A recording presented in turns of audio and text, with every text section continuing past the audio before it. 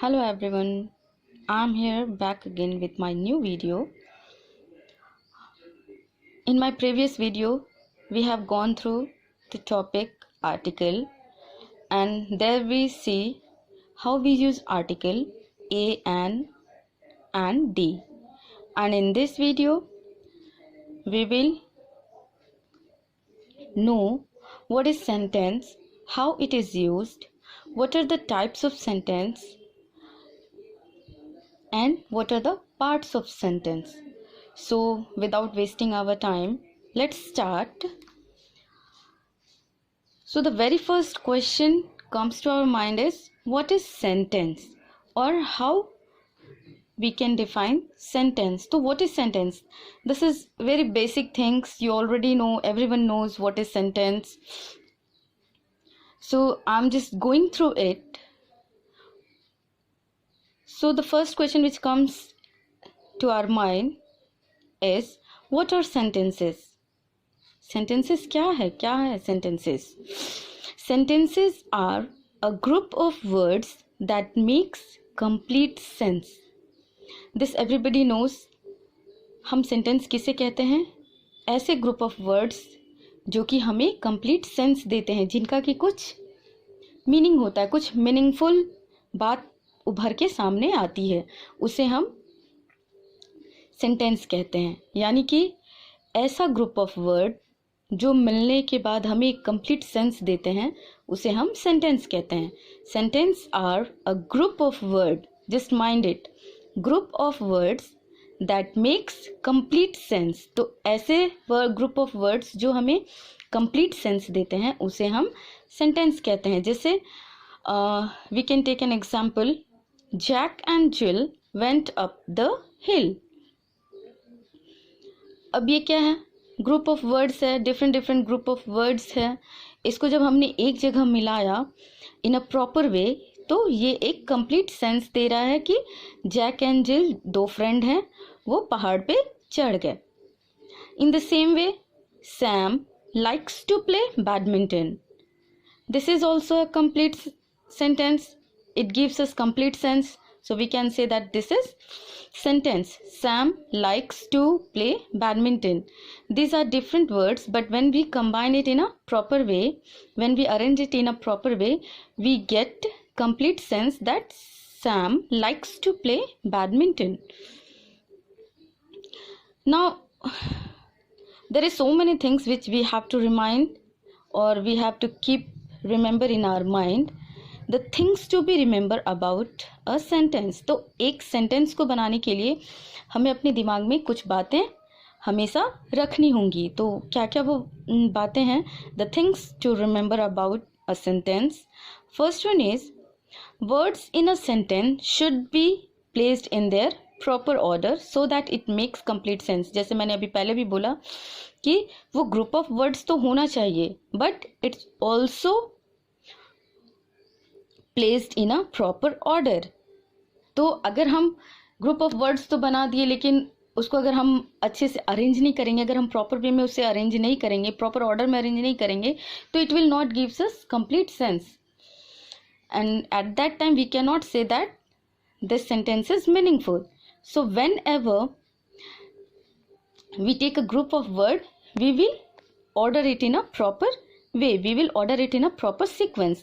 So the word in a sentence should be placed in their proper order so that it makes complete sense. तो जब भी हम कोई sentence बनाएंगे, तो जो ग्रुप ऑफ वर्ड्स है उसको हम बहुत प्रॉपर तरीके से अरेंज करेंगे, ताकि वो जब अरेंज हो जाए तो वो हमें एक कंप्लीट सेंस दे, हमें एक complete meaning they. Now the second one is, a sentence will always begin with a capital letter. ये हम देखते हैं बहुत सारे बच्चों में अभी भी आदतें हैं कि जब वो सेंटेंस स्टार्ट करते हैं तो वो स्मॉल लेटर से स्टार्ट करते हैं, जबकि जब भी हम कोई नया सेंटेंस या जब भी हम कोई सेंटेंस स्टार्ट करते हैं या शुरू करते हैं लिखना, तो वो हमेशा कैपिटल लेटर से ही होना चाहिए. Next, the point which we should remember is, a sentence will end usually with a full stop. तो हम जनरली देखते हैं कि हमारा जो सेंटेंस है वो या तो फुल स्टॉप पे ख़त्म होता है या क्वेश्चन मार्क पे ख़त्म होता है या एक्सक्लेमेशन पे ख़त्म होता है। ये मैं आपको आगे भी बताऊंगी कि these are the types, actually these are the types of sentences जिसमें अलग अलग साइन यूज़ किया जाता है। तो हमेशा ध्यान में रखना है that a sentence will and usually with a full stop और अ क्वेश्चन मार्क और exclamation mark. Now look at this group of words. I will explain you very clearly so that you will able to understand what is sentence. Now look here, I have some group of words.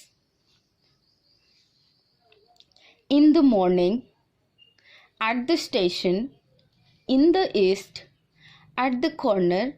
Now if I'll ask you that is this a complete sentence? Is this gives us a complete sense? What you will say? I have, okay, you just go through these 4 group of words: in the morning, at the station, in the east, at the corner.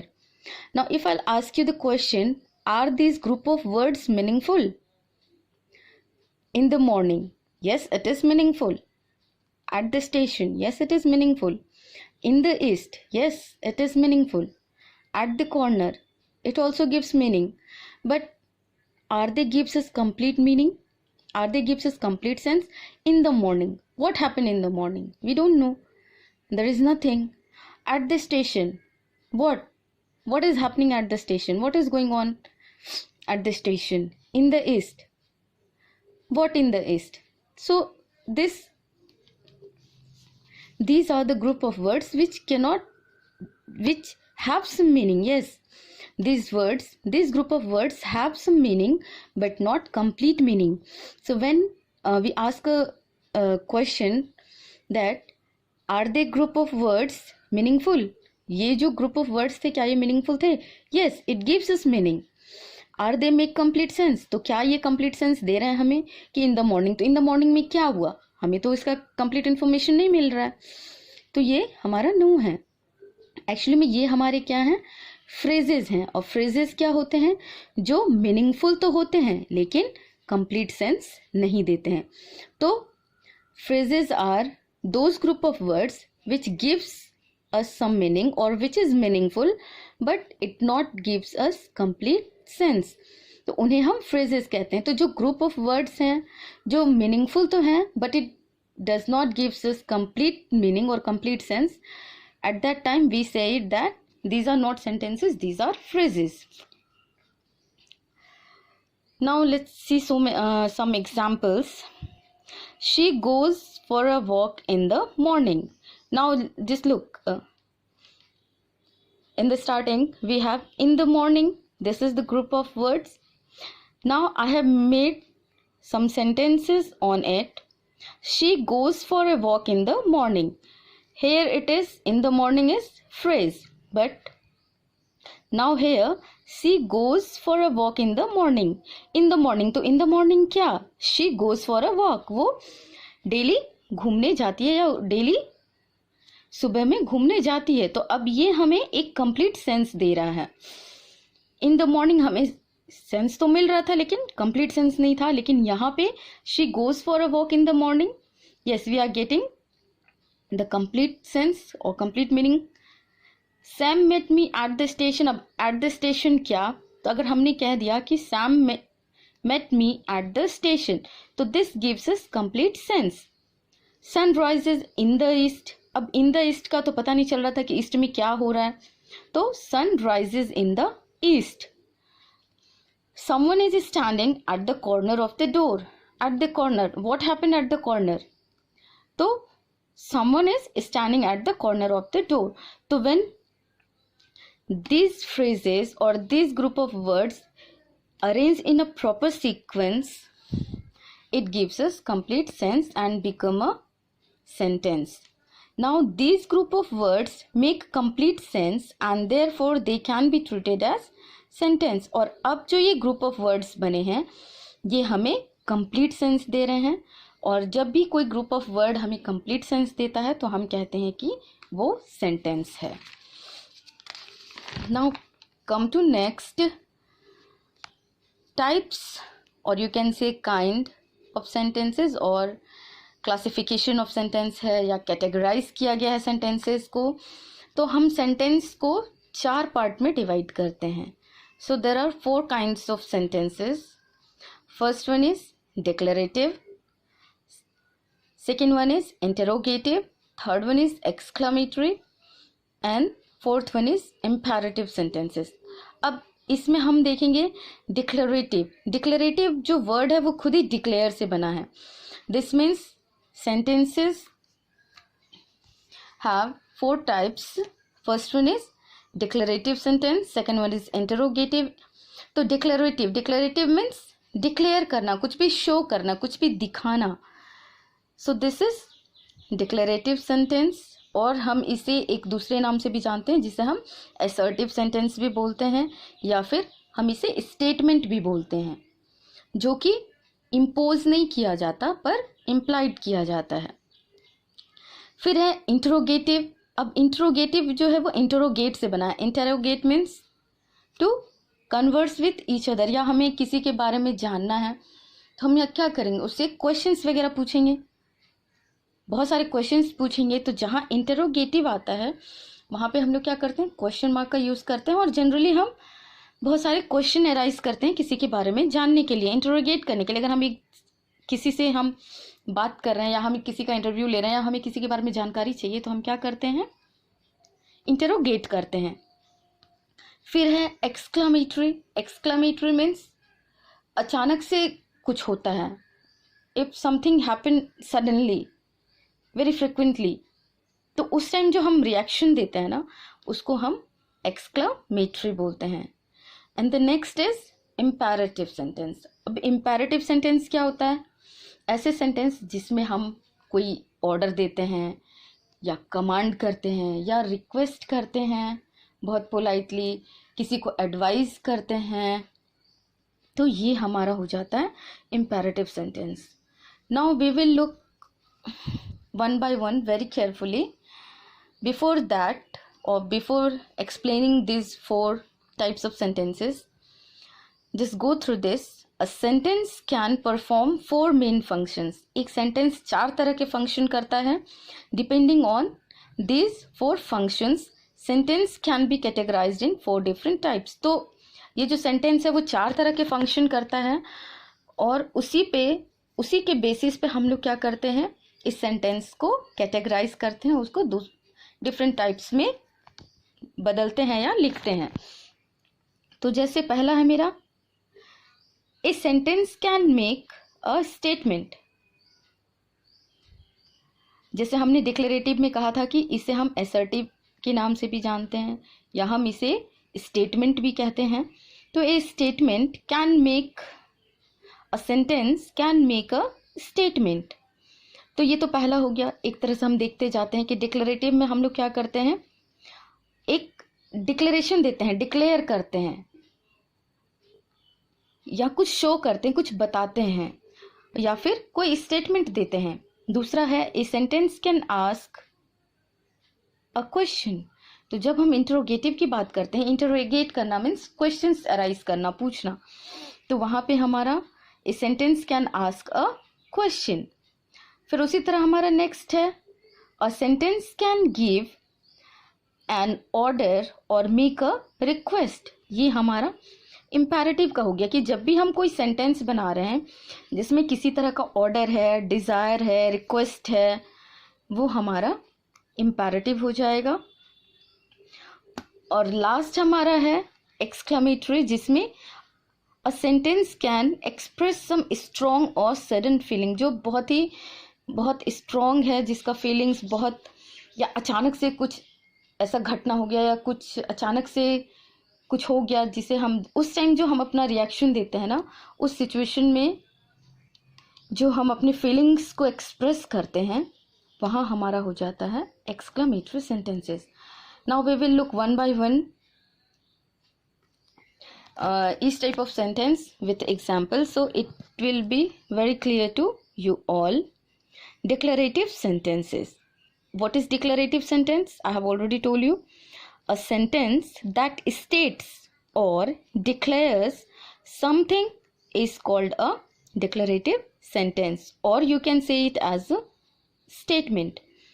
तो declarative sentence क्या है? A sentence that states, state means बताना, कुछ समझाना, कुछ दिखाना. Declares something, state or declares something is called a declarative sentence, or you can say it a statement.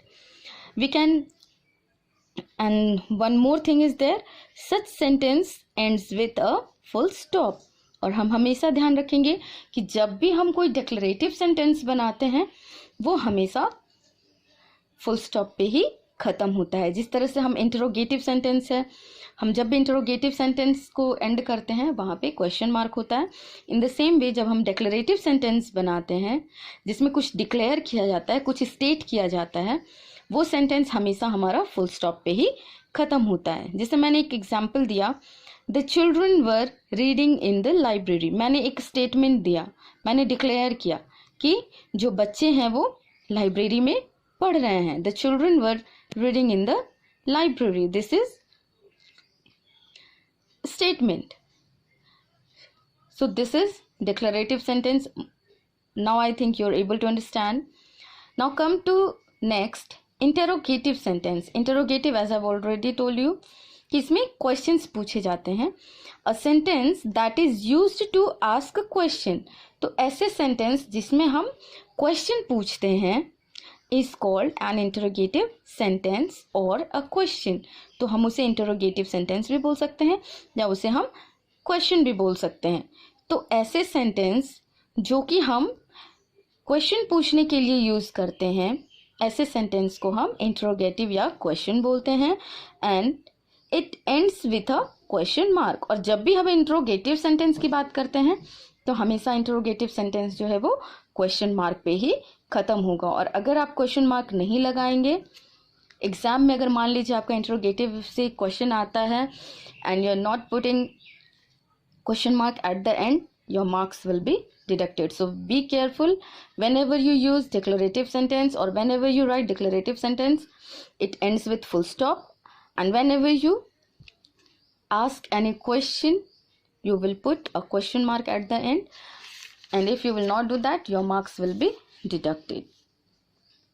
For example, अब जैसे मैंने अभी इंट्रोगेशन का बोला, इंट्रोगेटिव सेंटेंस का, कि हम लोग क्वेश्चन पूछने के लिए करते हैं.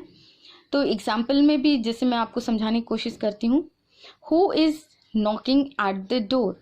आपने नॉक होने का आवाज सुना और आपने क्वेश्चन पूछा, who is knocking at the door. कौन दरवाजा खटखटा रहा है या कौन दरवाजे पे है. Which is your favourite comic book. तुम्हारा फेवरेट कॉमिक बुक क्या है. तो whenever you are asking the question and you are eager to know the answer of it, so you are arising so many different types of question at that time. You are using interrogative sentence and at the end you will put question mark. Now third is imperative sentence. What is imperative sentence? A sentence that is used to express a command, a request or a desire is called imperative sentence. अब imperative sentence क्या है? Imperative sentence is that sentence or is that group of word which express a command. हम किसी को command करते हैं, हम किसी को ऑर्डर दे रहे हैं, हम किसी से रिक्वेस्ट कर रहे हैं, हम अपनी इच्छाएं बता रहे हैं, हम अपने डिज़ायर को बता रहे हैं, तो वो हमारा इम्पेरेटिव सेंटेंस है. अब जैसे है इसमें भी usually this sentences also end with a full stop. Why we have used here also?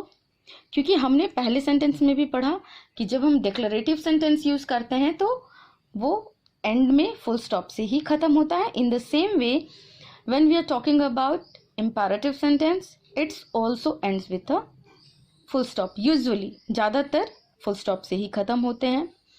जैसे मैं एक एग्जांपल देती हूँ. keep quiet means I'm commanding, I'm ordering to be quiet. अब मैं यहाँ पे ऑर्डर कर रही हूँ कि शांत रहिए, तो this means I'm commanding, I'm ordering. take medicine on time. अब मैं देख रही हूँ कि कोई बीमार है तो अब मैं उसे कह रही हूँ कि टेक मेडिसिन ऑन टाइम, तुम समय से दवाई लो. तो ये मैं क्या कर रही हूँ? एडवाइस कर रही हूँ. तो ऐसे सेंटेंस जिसमें हम कमांड करते हैं, रिक्वेस्ट करते हैं, ऑर्डर देते हैं, एडवाइस करते हैं या फिर रिक्वेस्ट करते हैं, तो वो सेंटेंस हमारा इम्पेरेटिव सेंटेंस होता है। नेक्स्ट है एक्सक्लामेटरी सेंटेंस। तो अभी मैंने बताया जो हमारे स्ट्रॉन्ग फीलिंग को एक्सप्रेस करते हैं, या अगर सडन कुछ चेंज होता है, कुछ एक्शन ऐसा होता है, उस टाइम जो हमारा रिएक्शन होता है, जो हमारा फीलिंग्स होता है, जो हम एक्सप्रेस करते हैं, वो हमारा एक्सक्लामेटरी सेंटेंस है। A sentence that is used to express some strong और सडन फीलिंग, यानी कि अचानक से कुछ अगर घटता है, उस टाइम जो हमारा रिएक्शन होता है, उस टाइम जो हमारा फीलिंग होता है, उसे हम एक्सक्लेमेटरी सेंटेंस कहते हैं।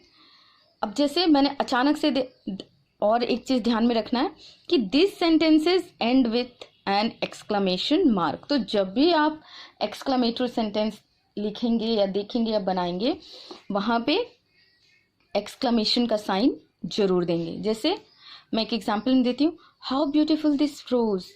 मैंने अचानक से देखा इतना खूबसूरत रोज है, तो at that time we will put the exclamation mark. What a cute puppy. मैंने अचानक से एक छोटे से पपी को देखा और मेरे मुंह से निकला wow what a cute puppy, तो वहां पे भी मैंने एक्सक्लेमेशन का साइन दिया। तो जब हम एक अचानक से कुछ हमारे साथ होता है, वो अच्छा या बुरा, और उस टाइम जो हमारा रिएक्शन होता है अच्छा या बुरा, तो वहाँ हम क्या करते हैं, एक्सक्लेमेशन का साइन देते हैं। Now I think you guys are able to understand. So we have red types of sentences. What are that? First one is declarative, or you can say assertive sentence, or you can say statement. Second one is interrogative sentence. Third one is imperative sentence, and fourth one is exclamatory sentence. So sentences are divided into 4 types, and now we will go through the parts of sentence. Sentence को कितने parts में बांटा गया है?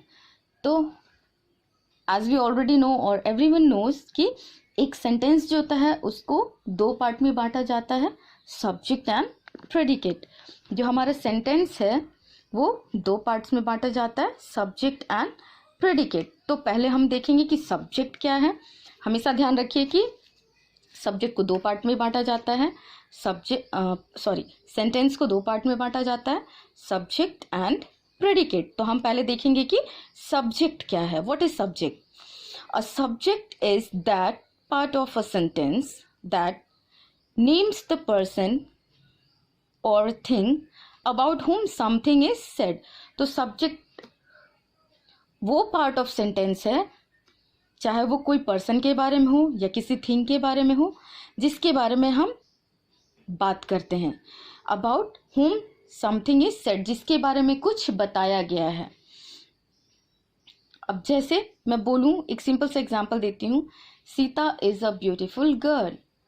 अब यहाँ पे सीता के बारे में बात किया जा रहा है, तो सीता क्या है, यहाँ पे सब्जेक्ट है। यानी कि कोई भी पर्सन हो या कोई भी थिंग हो जिसके बारे में बात किया जा रहा है, वो हमारा सब्जेक्ट है। और सब्जेक्ट एक तरह का नाउन होता है। सेकेंड है प्रेडिकेट। अब प्रेडिकेट क्या है? ए प्रेडिकेट इज अ वर्ड और अ ग्रुप ऑफ वर्ड्स। ये हमेशा ध्यान रखना है। सब्जेक्ट क्या है? या तो वो कोई पर्सन होगा या थिंग होगा। About whom something is said, वो हमारा सब्जेक्ट है जिसके बारे में बताया जा रहा है। और प्रेडिकेट क्या है? अ प्रेडिकेट इज अ वर्ड और अ ग्रुप ऑफ वर्ड्स। और प्रेडिकेट क्या है? वो शब्द है या वो शब्दों का समूह है that tell us something about the sentence, जो हमें उस सेंटेंस के बारे में कुछ बताता है। हमने सब्जेक्ट के बारे में क्या पढ़ा कि सब्जेक्ट वो पार्ट ऑफ सेंटेंस है जिसके बारे में, चाहे वो पर्सन है या थिंग है, उसके बारे में हमें कुछ बताया जा रहा है, उस पर्सन या थिंग के बारे में बताया जा रहा है। लेकिन प्रेडिकेट क्या है? प्रेडिकेट ऐसा वर्ड है या ऐसा ग्रुप ऑफ वर्ड है जो कि सेंटेंस के बारे में कुछ बताता है, उसे हम प्रेडिकेट कहते हैं। हम इसको एग्जाम्पल से भी समझेंगे। और इसका जो फीचर्स है, मैं 3 पॉइंट्स में मैंने इस फीचर को डिफाइन किया है। तो सबसे पहला है, the first one is the subject is usually placed before the predicate but sometimes the orders is changed. तो जो पहला फीचर है किसी भी सेंटेंस का वो ये है कि जब भी हम एक सेंटेंस यूज़ करेंगे या लिखेंगे या बनाएंगे उसमें हमेशा सब्जेक्ट जो है वो प्रेडिकेट से पहले आएगा। यूजुअली यही देखा जाता है कि पहले सब्जेक्ट आता है और फिर प्रेडिकेट आता है, लेकिन ये बहुत ही कंक्रीट नहीं है कि ये चेंज नहीं हो सकता है। बहुत समय ऐसा भी होता है कि सीक्वेंस जो है वो चेंज हो जाता है, यानी पहले प्रेडिकेट आता है और बाद में सब्जेक्ट आता है। तो दोनों सही है, आप उसे गलत नहीं कह सकते। लेकिन जनरली जब हम पढ़ते हैं तो हम यही मान के चलते हैं कि किसी भी सेंटेंस में पहले सब्जेक्ट आता है और बाद में प्रेडिकेट आता है। जैसे एग्जाम्पल में देखिए, the children enjoyed the movie. अब यहाँ पे किसके बारे में बात किया जा रहा है? चिल्ड्रन के बारे में। द चिल्ड्रन, तो बच्चों ने मूवी एंजॉय किया। The children enjoyed the movie. अब द चिल्ड्रन हमारा क्या है? यहाँ पे सब्जेक्ट है और प्रेडिकेट क्या है? जो उन बच्चों, वो बच्चे जो हैं वो क्या एंजॉय कर रहे हैं उस सेंटेंस के बारे में बता रहा है, तो वो हमारा प्रेडिकेट है। यानी कि द चिल्ड्रन सब्जेक्ट है and enjoyed the movie predicate है। In the same way Shahrukh passed the examination with good marks. अब यहाँ पे किसके बारे में बात किया जा रहा है? शाहरुख के बारे में। We are talking about Shahrukh. और जो प्रेडिकेट है वो शाहरुख के बारे में क्या बता रहा है? That Shahrukh passed the examination with good marks. तो जो सेंटेंस के बारे में हमें इन्फॉर्म कर रहा है या हमें बता रहा है, इंडिकेट कर रहा है, उसे हम प्रेडिकेट कहते हैं। और सब्जेक्ट जो किसी भी पर्सन के बारे में हमें कोई इन्फॉर्मेशन देता है उसे हम सब्जेक्ट कहते हैं। अभी मैंने जैसे बताया कि ये एकदम हार्ड एंड फास्ट नहीं है या कंक्रीट नहीं है कि वो चेंज नहीं हो सकता है। अक्सर ऐसा होता है कि सब्जेक्ट बाद में भी आता है और प्रेडिकेट पहले आता है। जैसे अब एक एग्जांपल से हम देखते हैं, the letter came after a few days. Letter जो है वो कुछ दिनों के बाद आया। तो यहाँ पे किसके बारे में बात किया जा रहा है? लेटर के बारे में। तो the letter came after a few days, तो इसमें द लेटर जो है वो हमारा सब्जेक्ट है। केम आफ्टर अ फ्यू डेज, जो लेटर के बारे में उस पूरे सेंटेंस को कंप्लीट कर रहा है, वो हमारा प्रेडिकेट है। अब in the same way after a few days came the letter, तो क्या ये सेंटेंस गलत हो गया? नहीं, ये सेंटेंस बिल्कुल भी गलत नहीं है, क्योंकि यहाँ पे भी after a few days came the letter, यहाँ पे भी लेटर के ही बारे में बात किया जा रहा है। तो यहाँ पे भी द लेटर हमारा सब्जेक्ट है and after a few days ये हमारा प्रेडिकेट है। अब है next, in imperative sentences the subject is always you. और हमेशा ध्यान रखिए जब भी आप इम्पेरेटिव सेंटेंस के बारे में बात करते हैं, इम्पेरेटिव सेंटेंस अभी मैंने तुरंत बताया था आपको, जिसमें कोई ऑर्डर या कमांड या एडवाइस या रिक्वेस्ट किया जाता है, वहाँ पे हम लोग इम्पेरेटिव सेंटेंस यूज़ करते हैं। और हमेशा याद रखिए कि जब भी हम इम्पेरेटिव सेंटेंस के बारे में बात करते हैं सब्जेक्ट हमेशा यू ही होता है। मैं आपको एक एग्जाम्पल देके समझाती हूँ। और एक और बात ध्यान में रखना है कि इट इज़ नॉट मेंशन्ड, ये बताया नहीं जाता, बट इट इम्प्लाइड, ये स्वतः ही अपने आप ही आपको समझ में आ जाएगा कि किसके बारे में बोला जा रहा है। जैसे गो देयर, अब गो देयर मैं बोलूँगी तो अब मान लीजिए मैं आपको देख रही हूँ, मैंने आपको देखा और मैंने कहा गो देयर, तो मुझे ये बोलने की ज़रूरत नहीं है कि यू गो देयर। आप खुद समझ जाओ कि वहाँ पे वो चीज़ आपके लिए बोला जा रहा है।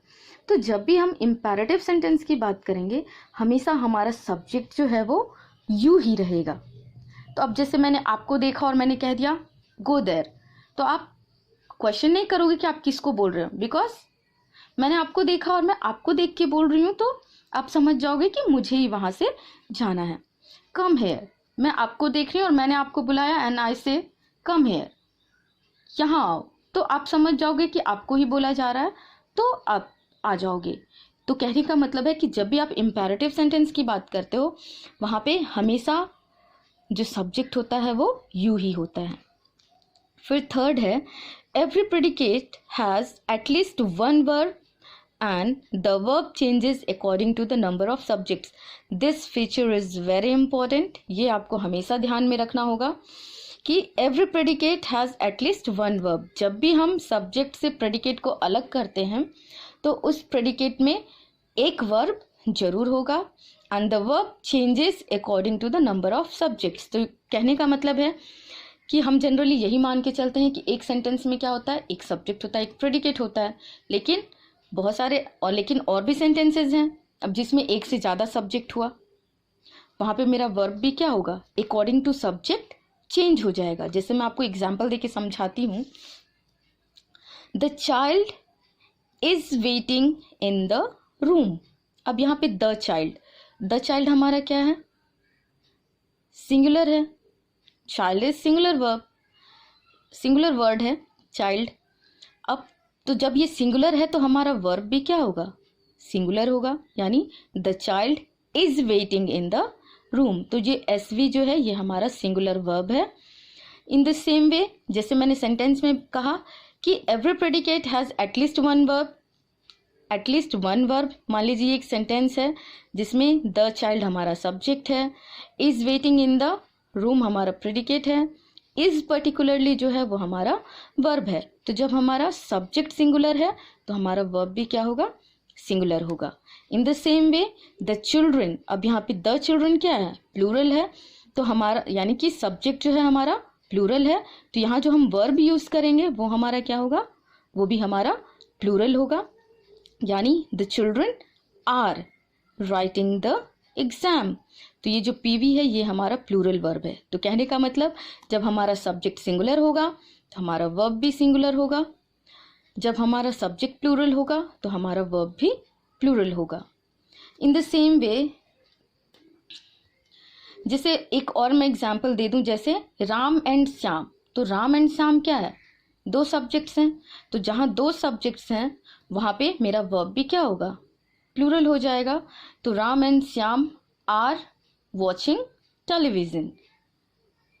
वो मैंने यहाँ लिखा नहीं है लेकिन आपको मैं समझा रही हूँ कि अगर मेरा सब्जेक्ट सिंगुलर है तो मेरा वर्ब भी सिंगुलर होगा, अगर मेरा सब्जेक्ट प्लूरल है तो मेरा वर्ब भी प्लूरल होगा. अब यहाँ पे देखिए जैसे सेंटेंस है Shyam sleeping when I went to him. अब श्याम क्या है, सब्जेक्ट है, सिंगुलर सब्जेक्ट है. तो अब हम यहाँ पे अगर इज लगा देंगे कि Shyam is sleeping when I went to him, तो ये हमारा गलत हो जाएगा. क्यों, क्योंकि हमें आगे सेंटेंस में देखना है यहाँ क्या लिखा है, वेंट. तो क्या होता है, गो वेंट गॉन. तो वेंट हमारा क्या है, पास्ट में है. इसीलिए जब श्याम जो हमारा सब्जेक्ट है तो यहाँ जो हम वर्ब यूज करेंगे वो हम टेंस को देखते हुए, जिसमें समय का बोध हो उसमें टेंस को हम देखते हुए यहाँ पे अपने वर्ब को यूज करेंगे. तो यहाँ है आई वेंट टू हिम, जब मैं उसके पास गया तो वो सो रहा था. तो गया मीन्स ये पास्ट में यूज है, इसीलिए हम जो यहाँ वर्ब यूज करेंगे वो भी पास्ट में यूज करेंगे. और इज का जो पास्ट होता है वो वाज होता है. तो Shyam was sleeping when I went to him. तो ये हमारा सेंटेंस हो गया. अब आप समझ गए. तो ये जो लास्ट पॉइंट है दिस इज वेरी इंपॉर्टेंट, और हमेशा ध्यान रखना है कि अगर सब्जेक्ट हमारा सिंगुलर है तो हम वर्ब भी सिंगुलर यूज करेंगे, अगर हमारा सब्जेक्ट प्लूरल है तो हम वर्ब भी प्लूरल यूज करेंगे. Now I think guys you are able to understand. That's all in this video, and in next video we will go through our new topic. So that's all for now. Have a nice day.